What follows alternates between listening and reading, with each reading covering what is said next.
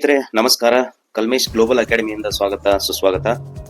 ಕದಂಬ ನೌಕಾನೆಲೆ ಮೇಲೆ ಪಾಕ್ ಬೇಹುಗಾರಿಕೆ ಏನಿದು?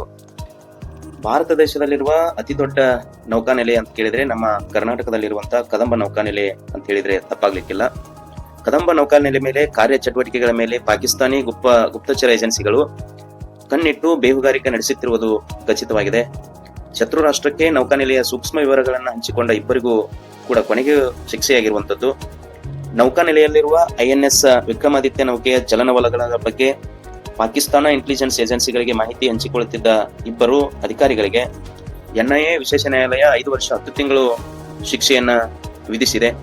ಈ ಕುರಿತು NIA ತನ್ನ ಅಧಿಕೃತ X ಖಾತೆಯಲ್ಲಿ ಪ್ರಕಟಿಸಿರುವಂತದ್ದು. ಆಂಧ್ರ ಪ್ರದೇಶದಲ್ಲಿರುವ ವಿಶಾಖಪಟ್ಟಣಂ ಜಿಲ್ಲೆಯ ಕಲವಪಲ್ಲಿ ಎಂಬ ಕೊಂಡಬಾಬು ಹಾಗೂ ಹಿಮಾಚಲ ಪ್ರದೇಶದ ಕಾಂಗ್ರಾ ಜಿಲ್ಲೆಯ ಅವಿನಾಶ್ ಸೋಮಲ್ ಎನ್ನುವಂತವರು ಈ ಶಿಕ್ಷೆಗೆ ಒಳಗಾಗಿರುವಂತವರು. 2019ರಲ್ಲಿ ರಾಷ್ಟ್ರೀಯ ತನಿಖಾ ಸಂಸ್ಥೆ ಒಬ್ಬನನ್ನ ಕಾರವಾರದಲ್ಲಿ ಮತ್ತು ಇನ್ನೊಬ್ಬನನ್ನ ಮುಂಬೈನಲ್ಲಿ ಬಂಧಿಸಿತ್ತು. ಇವರಿಬ್ರು ಕಾರವಾರ ನೌಕಾನೆಲೆಯಲ್ಲಿ ಕೆಲ ಕಾಲ ಕಾರ್ಯನಿರ್ವಹಿಸಿದ್ರು. ವಿಶಾಖಪಟ್ಟಣದಲ್ಲಿರುವ ವಿಶೇಷ ನ್ಯಾಯಾಲಯ ಇಬ್ಬರಿಗೂ ಶಿಕ್ಷೆ ವಿಧಿಸಿ ತೀರ್ಪನ್ನ ಹೊರಡಿಸಿದೆ. ಪಾಕಿಸ್ತಾನ ಗುಪ್ತಚರ ಇಲಾಖೆಗಳ ಜೊತೆ ಕೈ ಜೋಡಿಸಿರುವುದನ್ನ ಆಂಧ್ರಪ್ರದೇಶ ಪೊಲೀಸ್ ವಿಶೇಷ ಘಟಕ ಪತ್ತೆ ಹಚ್ಚಿತ್ತು.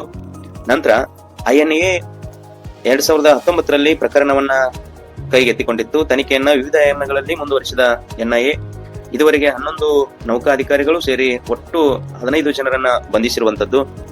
ವಿವಿಧ ಹಂತಗಳಲ್ಲಿ 14 ಜನರ ವಿರುದ್ಧ ಚಾರ್ಜ್ ಶೀಟ್ ಸಹಿತ ಸಲ್ಲಿಕೆಯಾಗಿದೆ. ಅದರಲ್ಲಿ ಇದುವರೆಗೆ 6 ಜನರಿಗೆ ವಿಶೇಷ ನ್ಯಾಯಾಲಯದಿಂದ ಶಿಕ್ಷೆ ಪ್ರಕಟ ಆಗಿರುವಂತದ್ದು. ಹನಿ ಟ್ರ್ಯಾಪ್ ಎಂಬ ಗುಮ್ಮ ಸಹಿತ ಕಾಡ್ತಾ ಇದೆ ಇಲ್ಲಿ. ಶೈಸ್ತಾ ಕೈಸರ್ ಎಂಬ ಪಾಕಿಸ್ತಾನ ಬೇಹುಗಾರ ಮಹಿಳೆ ಭಾರತೀಯ ನೌಕಾಸೇನೆಯ ಕೊಂಡಬಾಬು ಹಾಗೂ ಅವಿನಾಶ್ ಎಂಬ ಇಬ್ಬರನ್ನ ಫೇಸ್ಬುಕ್ ಮೂಲಕ ಸಂಪರ್ಕ ಮಾಡಿದ್ದಳು. ನಂತರ ಅವರನ್ನ ಮರಳು ಮಾಡಿ ಅವರಿಗೆ ಹಣ ನೀಡಿ ಹಲವು ಗುಪ್ತ ಮಾಹಿತಿಗಳನ್ನ ವಾಟ್ಸಾಪ್ ಮೂಲಕ ತೆಗೆದುಕೊಂಡಿದ್ದಳು. ಕೊಂಡಬಾಬು ಹಾಗೂ ಅವಿನಾಶ್ ಇವರಿಗೆ ಇದಕ್ಕಾಗಿ ಹಣ ಲಭಿಸಿದ್ದು NIA ತನಿಖೆಯಲ್ಲಿ ಖಚಿತವಾಗಿರುವಂತದ್ದು.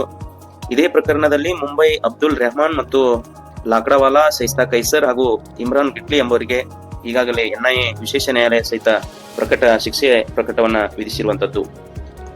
ಈ ಕದಂಬ ನೌಕಾನೆಲೆ ಮೇಲೆ ಪಾಕಿಸ್ತಾನದ ಕಣ್ಣೇಕೆ ಅಂತ ಕೇಳಿದ್ರೆ, ಭಾರತ ದೇಶದ ಅತಿ ದೊಡ್ಡ ನೌಕಾನೆಲೆಯಲ್ಲಿ ಒಂದಾಗಿರುವ ಕಾರವಾರ ಕದಂಬ ನೌಕಾನೆಲೆ INS ವಿಕ್ರಮಾದಿತ್ಯ ಹಾಗೂ INS ವಿಕ್ರಾಂತ ಎಂಬ 2 ದೊಡ್ಡ ಯುದ್ಧ ವಿಮಾನ ವಾಹಕ ಹಡಗುಗಳಾಗಿರುವಂತದ್ದು. ಅಲ್ಲದೆ ಶತ್ರು ರಾಷ್ಟ್ರದ ಕ್ಷಿಪಣಿಗಳನ್ನ ಹೊಡೆದುರುಳಿಸಬಲ್ಲ ತಲವಾರ್ ಕ್ಲಾಸ್ನ ಹಲವು ಹಡಗುಗಳು ಮತ್ತು ಜಲಾಂತರ್ಗಾಮಿಗಳಿಗೆ ನೆಲೆಯಾಗಿದೆ ನಮ್ಮ ಕಾರವಾರ. ಹಲವು ಬಾರಿ ಅರಬ್ಬಿ ಸಮುದ್ರದಲ್ಲಿ ಕಾರವಾರ ತೀರದ ಸಮೀಪವೇ ಸಮರಾಭ್ಯಾಸ ನಡೆಯುತ್ತದೆ. ಪಾಕಿಸ್ತಾನದ ಜೊತೆ ಯುದ್ಧ ಸಂಭವಿಸಿದಲ್ಲಿ ಇಲ್ಲಿನ ನೌಕಾನೆಲೆ ಮಹತ್ವದ ಪಾತ್ರವನ್ನ ವಹಿಸಿರುವಂತದ್ದು.